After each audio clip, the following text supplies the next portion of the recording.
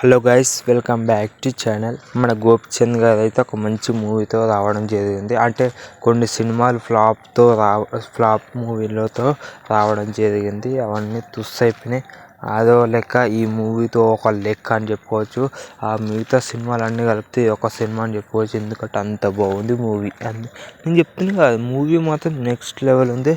ఇందులో గోపిచంద్ గారి యాటిట్యూడ్ అంటే చాలా బాగుంటుంది. కామెడీ సీన్లో కామెడీ ఉంటుంది, యాక్టింగ్ ఉంటుంది, ఫైట్ సీన్ ఇందులో 12 రోల్ ఉంది కదా, అంటే డబుల్ యాక్షన్. అంటే గోపిచంద్ గారు ఒక్కరే అని చెప్పుకోవచ్చు. ఇందులో డబుల్ యాక్షన్ అనేది ఏముండదు అని చెప్పుకోవచ్చు. అంటే ఒకే స్క్రీన్లో ఇద్దరు డబుల్ యాక్షన్ హీరోస్ అయితే ఏం కనిపించదు. ఒకటి ఫ్లాష్ బ్యాక్ ఉంటుంది, ఒకటి రియలిస్టిక్ స్క్రీన్ ప్లే ఉంటుంది అని చెప్పుకోవచ్చు. నాకైతే చాలా బాగుంది మూవీ మాత్రం. నెక్స్ట్ లెవెల్ అంటే నెక్స్ట్ లెవెల్ ఇచ్చి పడేస్తాడు మన డైరెక్టర్. అదే మన కన్నడ స్టార్ డైరెక్టర్ అని చెప్పుకోవచ్చు. అందులోనే మన మ్యూజిక్ రవి బసు తెలుసు కదా, అదే సలార్ మూవీకి ఎంత మంచి మ్యూజిక్ ఇచ్చాడు. ఆ రేంజ్లో ఇందులో కూడా మ్యూజిక్ ఇచ్చేసాడు. అంత బాగుంది మ్యూజిక్ అయితే, అంత బాగుంది మూవీ మాత్రం. నెక్స్ట్ లెవెల్ ఉంది. బాగాలే అని చెప్తాలే, బ్లాక్ బస్టర్ హిట్. అంత ఖతర్నాక్ ఉందని చెప్పుకోవచ్చు మూవీ మాత్రం.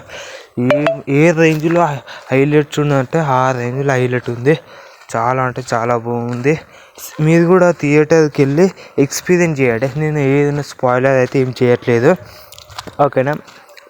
మన ఛానల్కి లైక్ చేయండి, షేర్ చేయండి. ఈ మూవీ మాత్రం నెక్స్ట్ లెవెల్ అని చెప్పుకోవచ్చు.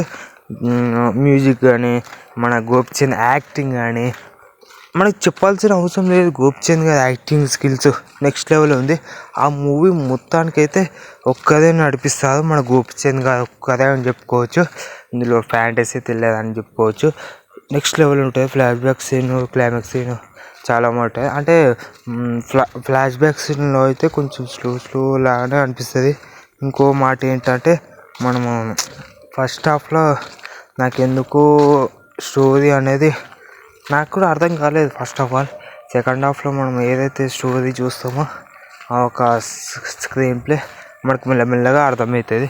అర్థం చేసుకోవడానికి కొంచెం కన్ఫ్యూజ్ అవుతాం, కానీ మూవీ సరిగ్గా చూస్తే మనకి అర్థమైపోతుంది ఈజీగా, ఓకేనా. లైక్ చేయాలని, సబ్స్క్రైబ్ టు మై ఛానల్.